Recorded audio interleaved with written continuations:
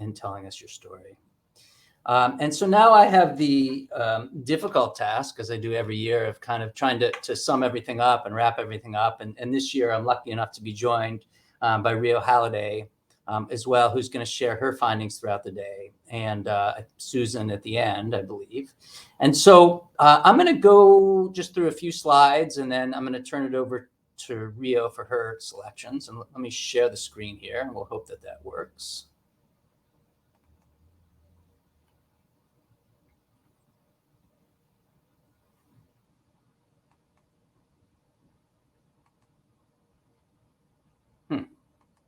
Not working. Share screen. Hold on.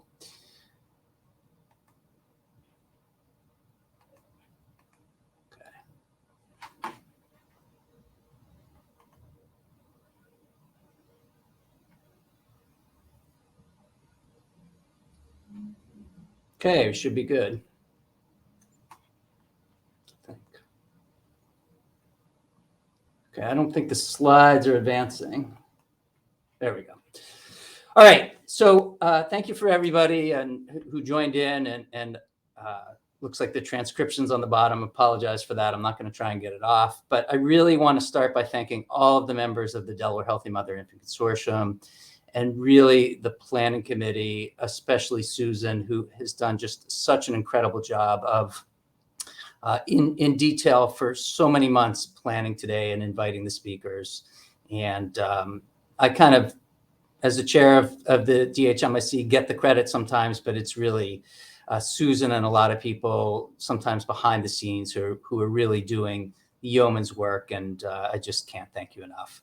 The other members of the planning committee, Tiffany Chalk, Muna Gardesi, Leah Woodall, April Lyons, and really all the members of the A/B&C team who made today possible. And again, Susan, thank you. A/B&C, great virtual conference. Couldn't have asked for it to go better from a technical standpoint. The last slide was of Dr. Esterly. We honored Dr. Esterly with her awards. You know, a few things about Dr. Esterly. She was known to smoke a cigar from time to time, and she always said, do what's right for the babies. And she came to join a pediatric practice in Delaware, including that of John Maroney, who was the husband of Representative Jane Maroney, pictured here. And so I want to just take a minute to honor Representative Jane Maroney, who died December 28th. And Jane was not a member of the DHMIC, but she really was a mentor to Dr. Esterly. She was in state representative for over 20 years. Just an incredible person. I learned recently from her Wikipedia page, and interesting that she has one, that she was a Republican representative. I did not know that. And I think that just harkens back to a time of bipartisanship. And in a way, we've continued that in the state of Delaware as well. And I want to honor Jane Maroney's legacy. She was also in the CIA, by the way. And so I did have the opportunity to go out to dinner with Dr. Maroney on a few times and hear some stories about her being overseas in the CIA, and that's just great stories. But she lived a great life and died recently at age 98. If you recall, last year's summit, we had Sonny Terry as one of our guest speakers, and he told us that every story has details, drama, and a destination. So let's frame my closing remarks in the details first. We talked about infant mortality rate, and I just want to review that. Infant mortality rate is deaths per 1,000 live births. That is on the y-axis here, and we can see time on the x-axis. And in this graph, Delaware's infant mortality rates are in the yellow lines, and the United States infant mortality rate is in the red lines here. And we can see that we're narrowing the gap. And matter of fact, as we've mentioned, we just learned that in 2020, our infant mortality rate in Delaware is down to 5.5 per 1,000 live births. The United States rate is 5.4. So we're just a tick away from dropping below the national average, which is wonderful. And again, our one-year rates are a little bit unsteady, meaning they go up and down. So a little early to high five, but great progress as well. What's really driving our infant mortality rates is our high rates of preterm birth, especially in our Black population in Delaware. And so let me walk you through this graph. On the y-axis on the left is the percent of preterm births. Low birth weight births are here in the yellow, and preterm births are in the red. Those two are very close. They're not exactly the same, but we use low birth weight, which is below 5 pounds 8 ounces, as kind of a proxy for premature birth. And on the left-hand bar, you can see the United States preterm birth rate. The Delaware birth rate is on the left here. You can see that left kind of in the middle. Then there's the white non-Hispanic preterm birth rate. And really what I want to point out are these bars for the Black preterm and low birth weight birth rate, which are significantly higher than the white rate. And that is what is driving our preterm birth, our infant mortality rate in Delaware. And that's where we really have to fix in the future. And that's the work ahead of us to get better. Now, some things we didn't talk about today, I just want to briefly review here, and that's birth defects or congenital anomalies. And as part of our work in the DHMIC, we do have a birth defects surveillance registry. We've done a lot of work in monitoring birth defects in the state of Delaware. And these are our rates of birth defects from 2010 to 2017. We're always a little bit behind because it takes some time just to look through the charts and confirm that they're birth defects. The rate of birth defects per 1,000 live births is on the y-axis. We changed our definitions a little bit between 2012 and 2013, so you can see that it went down. But overall, our rates are, if anything, going down, which is great news. And that just reiterates a little bit what I showed in the last slide, is it's really our premature births that are driving infant mortality in Delaware, and not so much birth defects, which is something that's seen in other parts of the country and really nationally too, as well. So no evidence that we have any increase in birth defects in Delaware. Important to monitor the data. And again, it takes the investment in time and investment in resources to really look at this so we know where to drill down and improve. And then this last data slide I'll show you is our rate of neonatal abstinence syndrome in the state of Delaware. We now call this neonatal opioid withdrawal syndrome, or NOWS. I didn't change the title of the slide, but it's really a more appropriate term at this time. Secretary Landgraf mentioned the problems with addiction we've had in Delaware, but this is kind of a good news story as well. If we look on the y-axis, this is the rate of neonatal opioid withdrawal syndrome per 1,000 live births in the state of Delaware from 2010 to 2019. These are from, I believe they're from hospital discharge data, and I want to thank Khalil Hosseini for getting these together. We can see that we really peaked in about 2015 or 2016 in the state of Delaware, and now we're coming back down. And so it is really nice to see a smaller number of babies with opioid withdrawal syndrome in Delaware. The challenge is, if you look in the red line that goes across here, this is from a different national sample where the overall the rate in the United States is about 7.3. And so although we're coming down nicely, we still have a ways to go. And it's a little, for those of us who work in public health, a little curious and interesting exactly why this number is coming down, but because by all other measures and metrics, the opioid epidemic is still raging. We are seeing a tremendous number of overdose in the state. But one silver lining is our reduced number of babies born to mothers who are on opioids during pregnancy. So that's the details. I want to frame the drama in both our successes and our opportunities. Our successes, as I mentioned, is we've dropped our infant mortality rate by 21% since 2005. That doesn't include the latest numbers I've showed you, again, down to 5.5. And so by some metrics, you can say we've dropped it almost 50%, which is really encouraging. You can't look at the numbers anymore and say, at least for 2020, you're like, boy, Delaware has one of the highest infant mortality rates in the country. And so really proud of our work and really proud of everybody who's on this call. And I just want to say this summit is a big part of what we do every year to kind of get the message out and get everybody on the same page as to what the key issues are for our work. We did add maternal mortality to our mission statement this year. I foresee an increased focus on that in the upcoming years. You've heard a lot about maternal mortality throughout the day. I do believe that the root causes of infant mortality and maternal mortality are similar. And so in a sense, we've been working on this for many years, but it is something also that's very important to our work. We have really successfully implemented a mini grant program as a way to get our work into the community and work with many community organizations. You heard about that during the breakout sessions. You heard a little bit this morning about the housing pilot. We are working to provide housing to women who need housing, who are homeless during pregnancy. And we've also discussed providing universal basic income to some women who are pregnant as well. You've heard about the great work with Black maternal health and the voices of the DHMIC that were loud and clear as to how we have to listen to mothers. And I think, frankly, a clarion call to those of us in the healthcare system as to how we have to get better. We have had statewide engagement up and down the state from our partners in Kent County and Sussex County and everywhere else. Thank you, everybody, for their input, for their engagement. And, thank you for our engaged legislators. You heard from a couple of them today. I also want to thank Senator Bryant Richardson and Representative Ruth Briggs King, who are on the DHMIC and really been active in our programs and providing feedback to what we do. And again, ongoing support. And then there are a lot of other partnership organizations, including the Delaware Perinatal Quality Collaborative, the Child Death, Near Death, and Stillbirth Commission, who we really work, I want to say almost as one. There are many members on all of these committees, and really important that we continue to work together and row in the same direction to improve the lives of mother and babies. And I think we've done a good job of that so far. And yet we have a lot of opportunities. And again, continuing with the drama, I think we've heard today that we have to do a better job to achieve equity. And there are many ways we can do that through legislation. Proud of our work, proud of our advancement. We are collaborating and working with members of our community.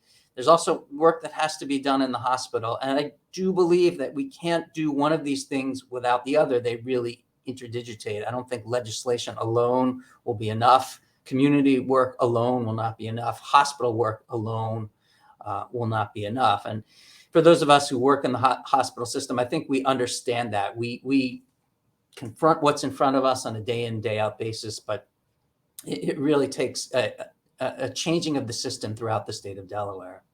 And I think the question that we ask ourselves every year is, have we done enough? Have our voices been loud enough?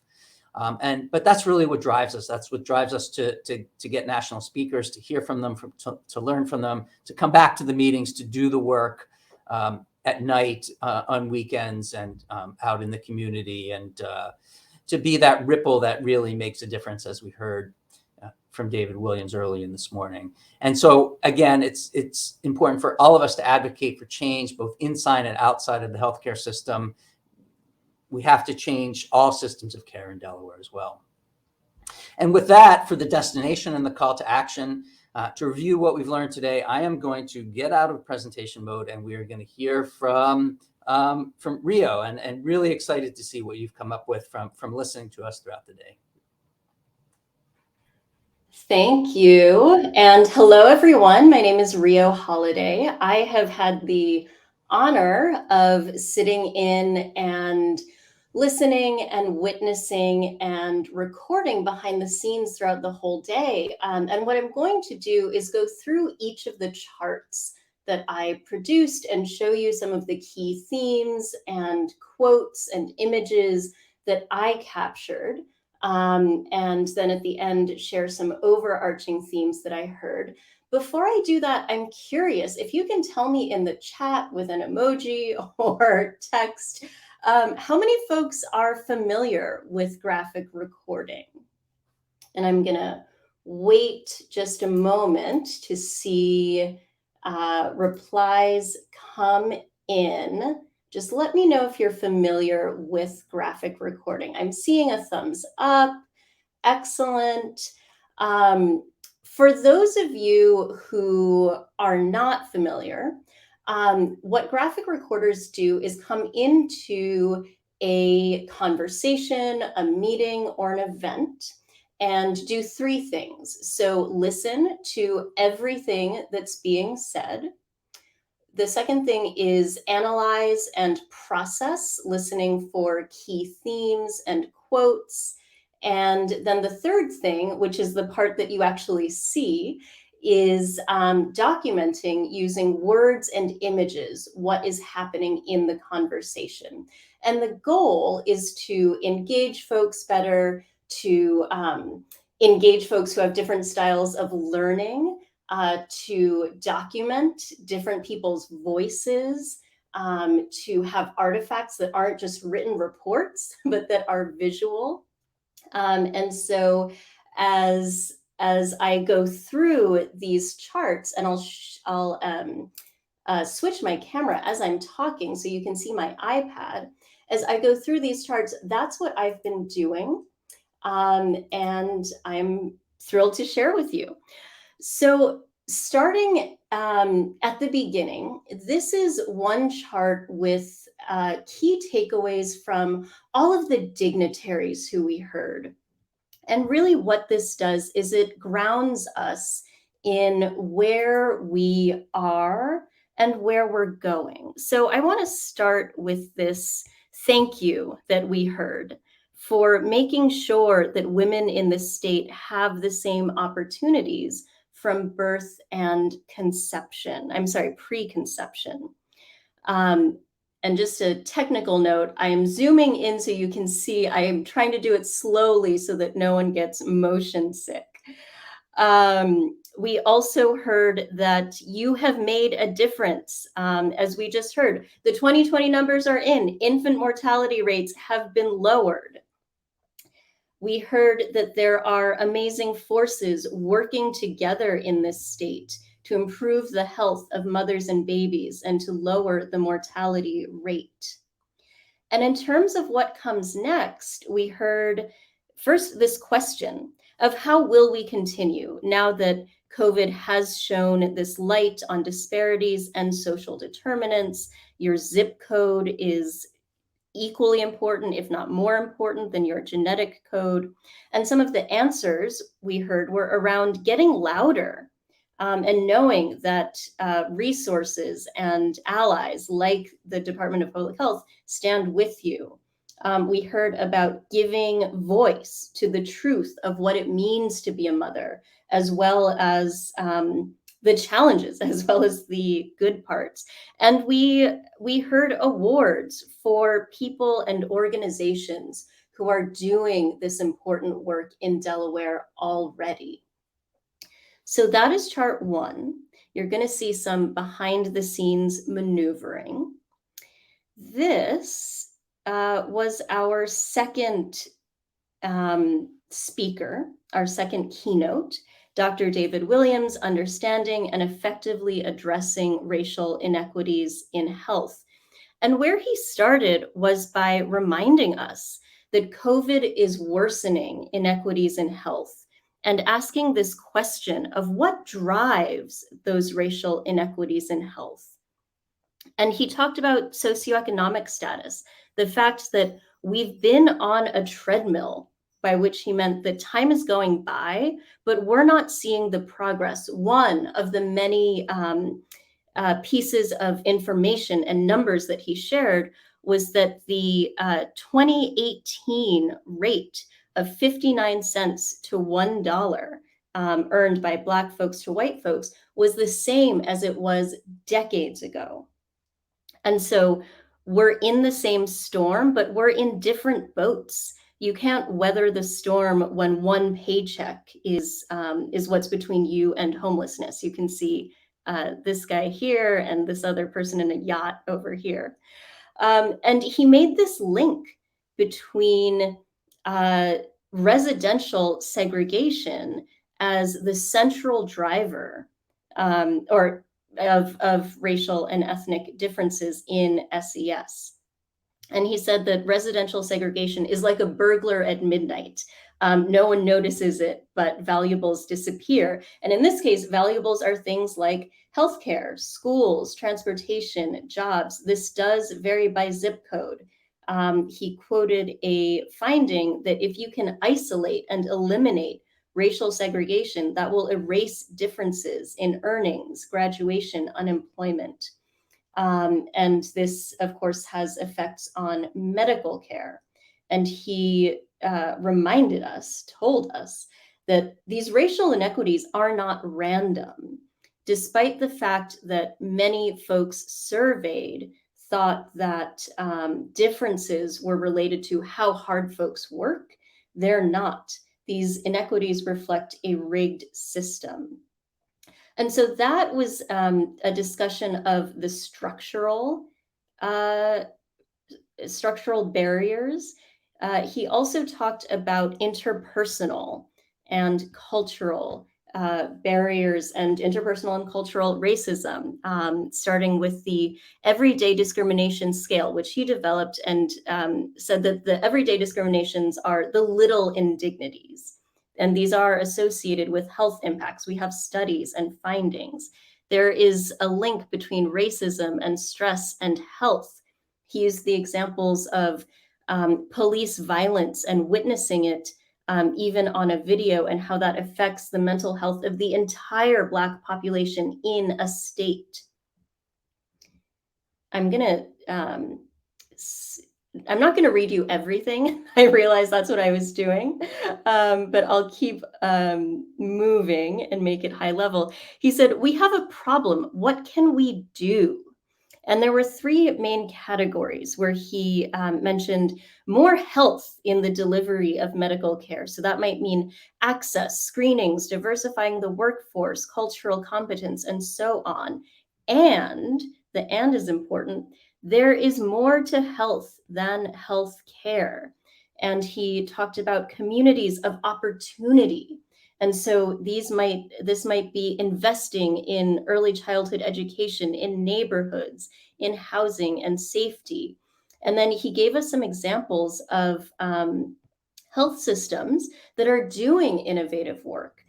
For example, there's a rooftop farm, a system where there's a college on the top level of the FQHC, a health system that is investing in their local community through hiring and workforce and procurement and so on. Also health systems that are investing in affordable housing around them. And then finally, what's holding us back? This includes awareness of the challenges, political will. And he said, what he means by that is, when you know there's a problem, are you willing to do something? And empathy. And one of the big themes that has been coming out of this whole day is the idea of a ripple. And that he gave us a quote and said, "I want to be a ripple of hope." Moving next to the next keynote by Jenny Joseph, and again, trying to move in very slowly here. She talked to us about the maternotoxic zones, and started by saying, babies are dying, women are dying, there's no excuse. And to me, that links very clearly to this idea of political will. Is it there? She said, we have the evidence. We know that there's a problem. Where is the outrage? Where is the evidence-based outrage? When she talked about maternotoxic zones, by that she meant when a mother-baby pair is surrounded by an atmosphere that's not safe in some way.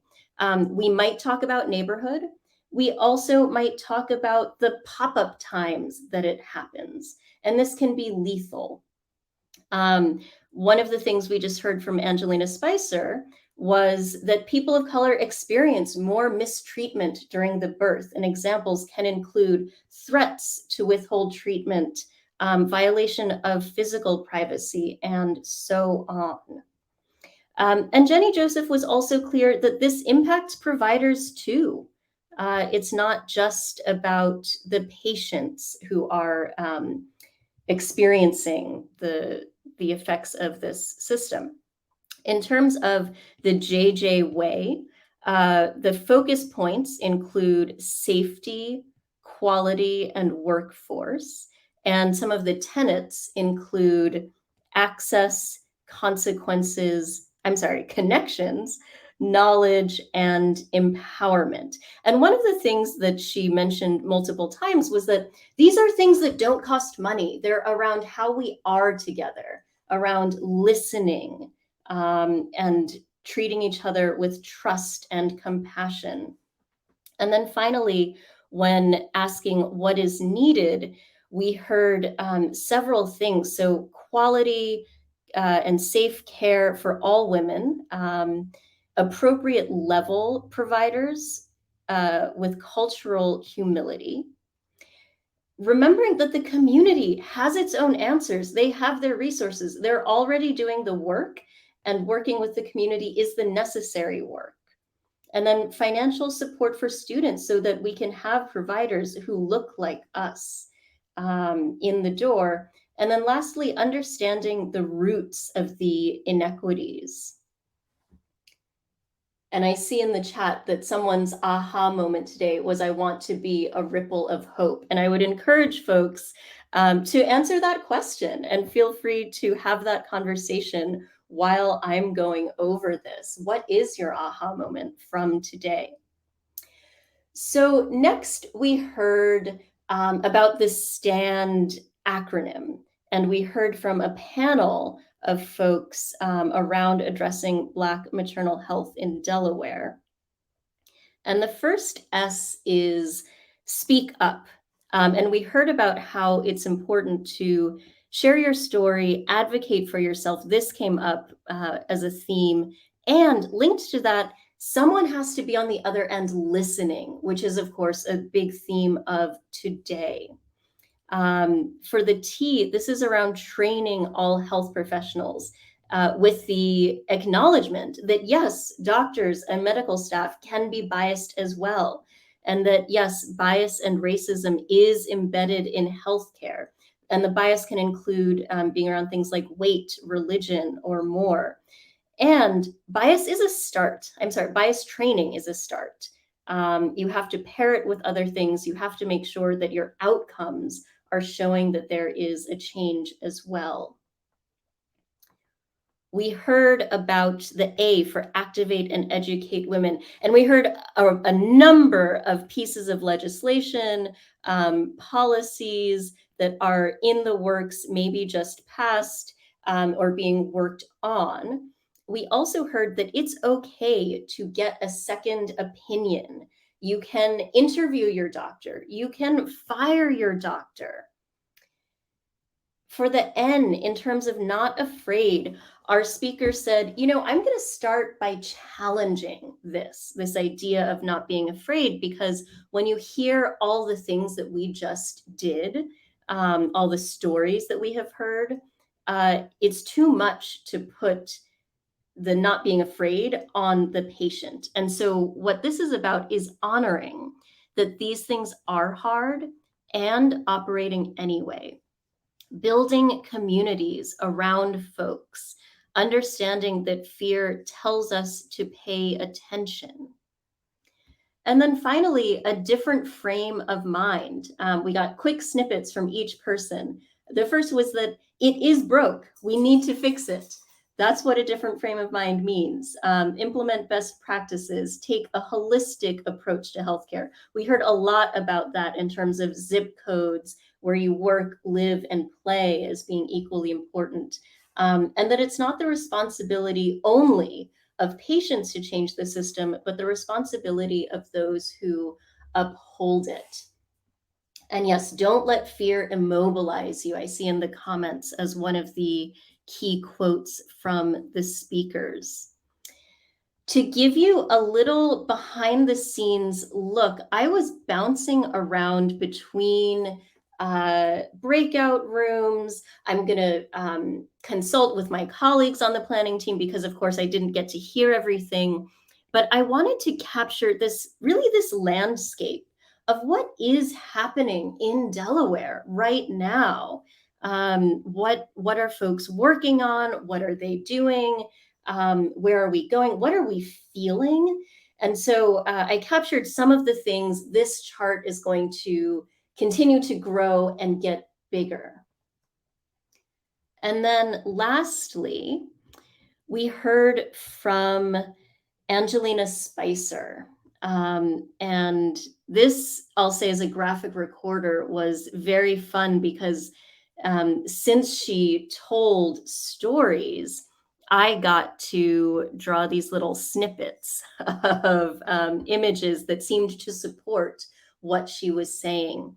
And she told a story. She started by sharing where she was from, where she came from, that her mom was a teen mother. And she said that was important because she realizes that we need language and tools to identify what's happening in our minds and bodies to stop the cycle, because she didn't get that.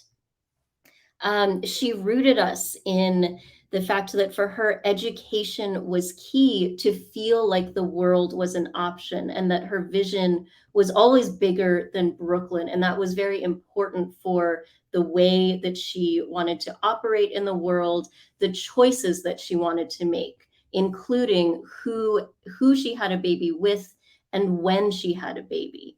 And talked about her husband, #WhiteBay, and that she wasn't going to do it until she had a foundation under her. And that moment of realizing with the many pregnancy tests and digital tests that this is happening. And she said at that point, I wish I knew then what it was really going to be like. I wasn't nervous enough, and I would have been more nervous had I known. And you can see her story shifts and some of the colors shift, where she told us about how she kept it a secret because she had come too far in her career to be told no. She intimated that she was already starting to get stress and pressure from others about what will funny mom look like for you. And this conversation that left a huge imprint, where she had a diagnosis, was confused by it, had to do lots of testing. And the conversation was one where the doctor said, your baby could die in utero, and then left with no support. She was processing alone. And these big themes around guilt and loneliness started to come up. She started to feel forgotten and like things were her fault. She experienced blame and threats from her provider. And then after having her baby, she said, I wish someone had told me it's not just about the labor. You have to mom after that as well. And then realizing she had postpartum depression, where she couldn't see the forest for the trees. And finally, going into inpatient care, where she was both relieved and misunderstood, and realizing that the folks in rehab got me. They were open, they were honest, they were working through their trauma. And since then, she has been on a crusade for moms, and recognizes that, yes, we need to improve the system, and we can advocate for each other. And to do that, we don't need laws, we just need compassion. So that is my summary of the bountiful, ample conversation of today. And since there are about 5 minutes left, I'd love to turn it back to Susan to see if you have any wrap-up comments and to close us out. Wow, Rio, I knew that your closing would be really powerful. We're getting these amazing comments that it's just absolutely wonderful and beautiful, and how you could translate and listen and put those images and graphics. So thank you so much. You really did an amazing job to really wrap us up. And as the chair of the summit, I do get the final word on a few announcements. And first of all, Rio, having her here, I've seen her work with Coin, and I assured my team we've never seen anybody like her. And Leah echoed that. And they're all messaging me and telling me what a wonderful way it was to close us out. So thank you. I know you're off screen, but I'm waving to you. Where is she there again? To thank you for everything, and for really, we're going to complete those graphics. I know everyone is asking, will they be available? So I have a few announcements to tell you that all the presentations today in the graphic recording will be available on dethrives.com. They can post that in the general session for you. I also have the pleasure of announcing that within 24 hours, you all will get your summit evaluation. And for those who requested the CNEs, you will also have a link to take the quiz for you to complete. If you receive 70% or higher and you've attended the entire day, you will be awarded 5.0 CNE credits. And that will be done within the week. Give us a week to do that. We're asking that everyone complete their evaluation and quiz by the end of Friday so that we can get the notification back to people sooner. I'm hearing your feedback from last year. The other thing is that we want to thank each and every one of you for attending today. On behalf of all of us on the DHMIC, the members, the planning committee, our DPH support staff, Leah, Mawuna, Dr. Rattay also coming on, Lieutenant Bethany Long, our Secretary of Health and Human Services, all of those people, we're thankful for them joining us and giving remarks also. So the last thing, David, Rio, you're welcome to join me on screen. Are you there? The last thing we want to say is that to the DHMIC members, please join us at 3:00. It's a separate Zoom link that was just sent to you again to be at the top of your email so that you can join us at 3:00 for our debrief. And we will also create our path forward. And Rio, if you're there, we'll give you a final shout out and wave. Rio will be joining us for that final session to help us have a recording of our final creating a path forward. And I see that there are questions about how to get a t-shirt. That's the last thing that many of you have messaged me today directly, my friends and colleagues. So let me tell you that these shirts were created on behalf by our ABC team. David liked them so much that we gave them to all of us, our presenters, all of our support staff, the planning committee, and key members of DPH that helped us. If we make them more available, we will get back to you with that. We really appreciate the positive feedback and that you all want one. So thank you. And thank you for those of you who wore it today to really reflect our theme, inclusivity, connecting, inspiring change, and really embracing inclusivity, which is really, really important to us. Thank you. If you have ideas for next year, please put them in the chat, also in the comments section and in your evaluation, specifically because we do look at each one and we do take those into consideration. To all of my team, which David already gave us a shout out, thank you so much for all the presenters that said, yes, we couldn't do this without you. And Rio, thank you for translating our ideas, the thoughts that were shared over these last 6.5 hours so effectively and so inspiring. We really appreciate it. Anyone else? David, we're done right at 3:00. Thank you, everybody. Greatly appreciated. Thank you, Susan. And we'll see everybody next year and at the June DHMIC meeting. Yeah, see you. Bye-bye. Thanks, Rio.